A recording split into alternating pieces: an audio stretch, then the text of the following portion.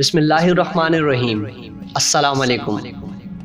آج کا واقعہ اللہ کے ایک اور نبی حضرت سلیمان کے متعلق ہے۔ اللہ تعالیٰ نے ان کو ہوا پر حکومت دی تھی، ستاروں پر حکومت دی تھی، پانی پر حکومت دی تھی، چرند و پرند پر حکومت دی تھی، جنات اور انسان پر حکومت دی تھی، سمندری مخلوقات اور چرند و پرند سے وہ باتیں کیا کرتے تھے۔ یہ بات غلط نہ ہوگی اگر یہ کہا جائے کہ ان کی حکومت پوری دنیا پر تھی۔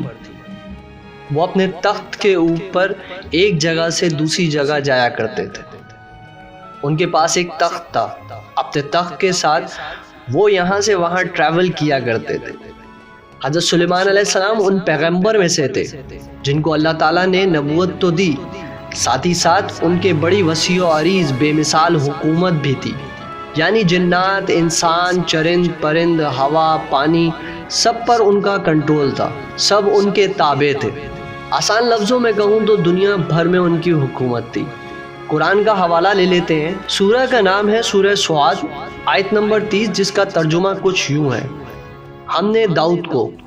یہاں پر میں یہ بتانا چاہوں گا کہ داؤد حضرت سلیمان علیہ السلام کے والد کا نام تھا، تو ترجمہ کچھ یوں ہے کہ ہم نے داؤد کو سلیمان جیسا فرزند عطا کیا جو بہترین بندہ ہے اور ہماری طرف رجوع کرنے والا تھا۔ تو حضرت سلیمان علیہ السلام کا تخت زمین اور آسمان کے درمیان ہوا کے دوش پر اڑا کرتا تھا۔ اب واقعہ کچھ یوں ہے کہ ایک دن یوں ہی معمول کے مطابق حضرت سلیمان اپنے تخت پر بیٹھے ہوا میں اڑ رہے تھے۔ تو حضرت سلیمان نے جب نیچے کی طرف دیکھا تو ان کو کچھ موجوں میں غیر معمولی پن لگا۔ رک کے ایک لمحے کے لیے جنات کو حکم دیا، فوری طور پر جاؤ سمندر میں غوطہ لگاؤ، معلوم کرو یہ موجوں میں غیر معمولی پن کیوں ہے۔ حضرت سلیمان کا حکم تھا، فوری تعمیل ہوئی، جنات گئے، نبی کے حکم کے مطابق سمندر میں فوری طور پر غوطہ لگایا گیا۔ کچھ لمحات میں واپسی ہوئی، حضرت سلیمان کو اپڈیٹ دی کہ یہ کیا معاملہ ہے۔ کہا اللہ کے نبی، سمندر میں بہت نیچے، پانی کی تہ سے بھی نیچے، بہت بڑا کمرہ نما چمکدار موتی ہے، یعنی اتنا بڑا موتی کہ سمندر کی لہریں چھوٹی موٹی چیز سے تو ان یوزل نہیں ہو سکتی نا، اتنا ان یوزل کہ اوپر سے نظر آ رہا تھا کہ کچھ تو ہے۔ آپ ذرا منظر کو اپنے ذہن میں لے آئیں، اتنا بڑا کمرہ نما موتی کہ سمندر کی لہریں ان یوزل ہو رہی تھیں۔ جنات نے کہا اور موتی چاروں طرف سے بند ہے، اس کا کوئی دروازہ نہیں۔ اچھا، حضرت سلیمان نے اگلا حکم دیا، کہا دوبارہ جاؤ اور موتی لے آؤ۔ اگلے ہی لمحے حکم کی تکمیل ہوئی، بڑا کمرہ نما چمکدار موتی جو اب سے کچھ لمحے پہلے سمندر کی تہ کے نیچے تھا، اب حضرت سلیمان کے تخت کے اوپر۔ حضرت سلیمان نے موتی دیکھا، حیران ہوئے، اللہ تعالیٰ سے کلام کیا، دعا کی، کچھ راز و نیاز کی باتیں ہوئیں، بس یہ دعا کا ختم ہونا تھا، کمرہ نما چمکدار موتی کا ایک دروازہ کھل گیا۔ اگلا منظر حضرت سلیمان نے کیا دیکھا؟ حضرت سلیمان نے دیکھا اس موتی کے اندر ایک نوجوان سجدے میں ہے اور بآواز بلند کہہ رہا ہے اللہ اکبر۔ اللہ کے نبی نے فوراً پوچھا، تم فرشتے ہو یا جن؟ کہا میں انسان ہوں، نہ فرشتہ ہوں نہ جن ہوں۔ حضرت سلیمان نے نوجوان سے دوبارہ سوال کیا، یہ کیا ماجرا ہے؟ تمہیں یہ بزرگی، یہ فضیلت کیوں حاصل ہوئی؟ تم نے ایسا کیا کیا دنیا میں جو اللہ تعالیٰ نے یہ منفرد مقام عطا کیا؟ کہا اے اللہ کے نبی، مجھے یہ فضیلت اپنی ماں کی خدمت کرنے کی وجہ سے حاصل ہوئی۔ بڑی اچھی بات ہے ماں کی خدمت کرنا، اللہ تعالیٰ نے ماں کے پاؤں کے تلے جنت رکھی ہے، لیکن ایسا کیا تھا کہ ماں کی خدمت کے نتیجے میں تمہیں یہ مل گیا؟ ایسا کیا تھا بتاؤ تو صحیح۔ کہا اللہ کے نبی، ایک چھوٹی سی بات ہے، میری والدہ بہت بیمار تھی اور ضعیف بھی، تو میں بس ہر وقت ان کے ساتھ رہتا تھا، ان کی خدمت کرتا تھا۔ میرے پاس تو اتنے پیسے بھی نہیں ہوتے تھے کہ ان کو ایک جگہ سے دوسری جگہ لے جانے کے لیے کوئی بندوبست کر سکوں۔ آپ نے دریافت کیا پھر تم کیا کرتے تھے؟ کہا پھر میں کرتا یہ تھا کہ جب مجھے اپنی ماں کو ایک جگہ سے دوسری جگہ لے جانا ہوتا تھا تو میں اپنی ماں کو اپنی پشت پر لاد کر جس جگہ لے جانا ہوتا تھا میں اس جگہ ان کو لے کے جاتا تھا۔ یہ کام میں نے ساری عمر کیا، جتنا میں کر سکتا تھا میں نے کیا، یہاں تک کہ میری والدہ کی طبیعت خراب ہونا شروع ہوئی، پھر کچھ اور نازک ہوئی، اتنی نازک ہوئی کہ بالکل وہ بستر پر آ گئیں۔ بس ایک دن پھر میری ماں مجھے چھوڑ کر چلی گئی۔ میری یہ دعا ہے اللہ تعالیٰ جن جن کی مائیں اس دنیا میں نہیں رہی ہیں، اللہ تعالیٰ ان کو صبر جمیل عطا فرمائے، آمین۔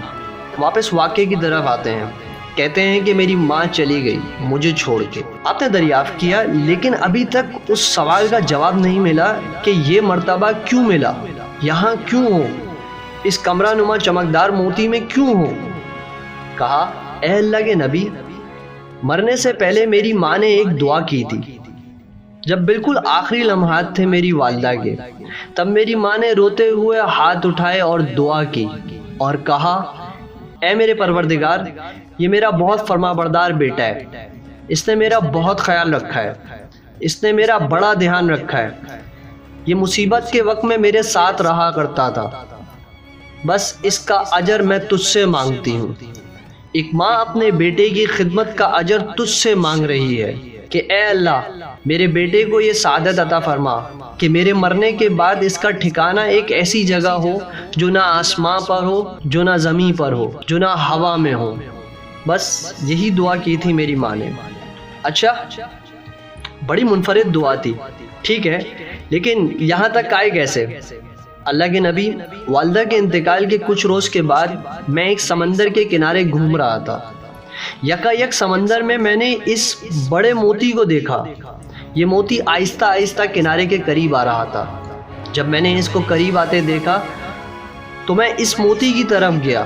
اس موتی کا دروازہ کھل گیا، میں اندر چلا گیا، کیونکہ میں نے اس موتی کے اندر ایک پرسکون سی، روشنی والی، نور والی ایک چیز دیکھی تھی۔ میں اندر داخل ہوا۔ جس وقت میں داخل ہوا اس وقت قدرت الہی سے اس موتی کا دروازہ بند ہو گیا۔ اس کے بعد مجھے پتہ نہیں میں آسمان میں ہوں، میں زمین میں ہوں یا میں ہوا میں ہوں۔ حضرت سلیمان نے مزید سوال کیا، اس موتی میں تجھے روزی کیسے ملتی ہے؟ کھانا پینا کیسے بندوبست ہوتا ہے؟ کہا کہ اے اللہ کے نبی، جب مجھے بھوک محسوس ہوتی ہے، بس دل میں خیال آتا ہے، تب یہ جو پتھر ہے اس کے اوپر درخت لگ جاتا ہے، درخت پر پھل لگ جاتے ہیں اور پھر اس میں برف سے زیادہ ٹھنڈا اور شہد سے زیادہ میٹھا پانی جاری ہو جاتا ہے۔ میں وہ پھل کھا لیتا ہوں اور پانی پی لیتا ہوں، میری تمام تر ضروریات ایسے پوری ہو جاتی ہیں اور درخت اس کے بعد خود بخود غائب ہو جاتا ہے۔ حضرت سلیمان نے آخری سوال کیا، یہ اس بند موتی میں دن اور رات کا فرق کیسے معلوم کرتے ہو؟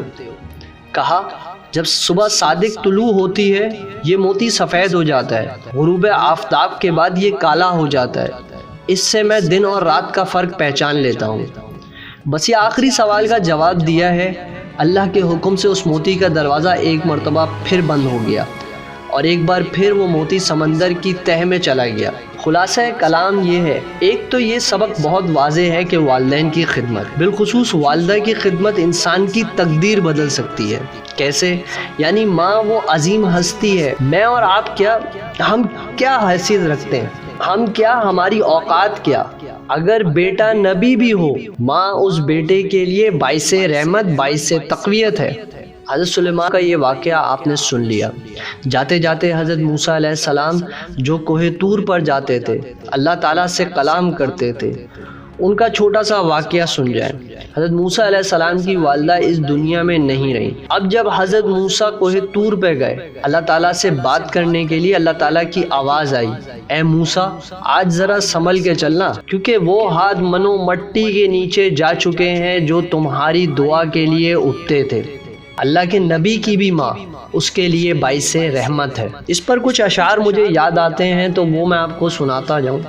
موت کی آغوش میں جب تھک کے سو جاتی ہے ماں، موت کی آغوش میں جب تھک کے سو جاتی ہے ماں، تب کہیں جا کے تھوڑا سا سکون پاتی ہے ماں، اور فکر میں بچوں کے کچھ اس طرح کھو جاتی ہے ماں، فکر میں بچوں کے کچھ اس طرح کھو جاتی ہے ماں، نوجوان ہوتے ہوئے بوڑھی نظر آتی ہے ماں، ممتا کیا چیز ہے اور پیار کہتے ہیں کسے، ممتا کیا چیز ہے اور پیار کہتے ہیں کسے، یہ کوئی ان بچوں سے پوچھے جن کی مر جاتی ہے ماں، موت کی آغوش میں جب تھک کے سو جاتی ہے ماں۔